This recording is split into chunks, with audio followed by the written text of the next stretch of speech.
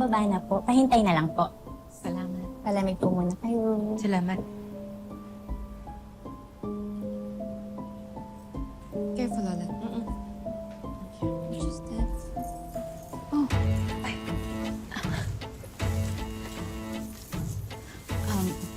Mama Amelia. Ano ginagawa niyo dito? Mama Amelia, kakamustahin lang po sana namin si Dara.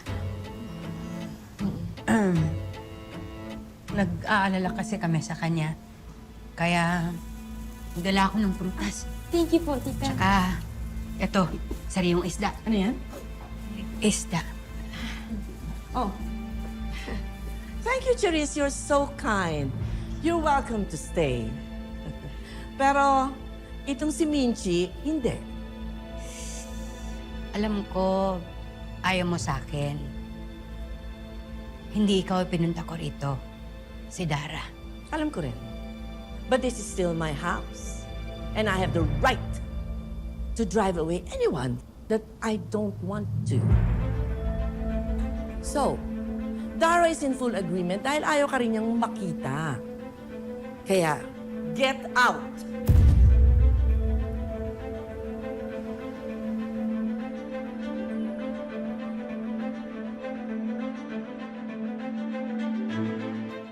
Ayaw kami makita ni Dara? Galit pa siya sa amin? As I said, you're welcome, Charisse. Pero itong si Minchi... Pagod lang po si Mommy, tita. She needs to rest. Pasensya na po. Sige, pakisabi na lang kay Dara na dinalaw namin siya. Kasi talaga kaming worried na worried sa kanya eh. Iwan ko na rin tong bulaklak para sa kanya. Sige. Iha, tuloy ng bulaklak. Hawakan mo ito. Sige po, Mama Amelia. Mauna na kami. Ingat po kayo. Minchi, ano ba to?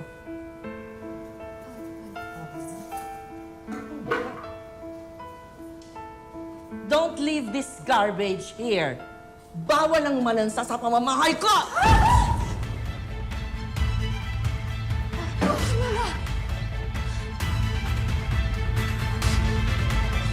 I'm sorry po, tita. Lola. Pulutin mo yan!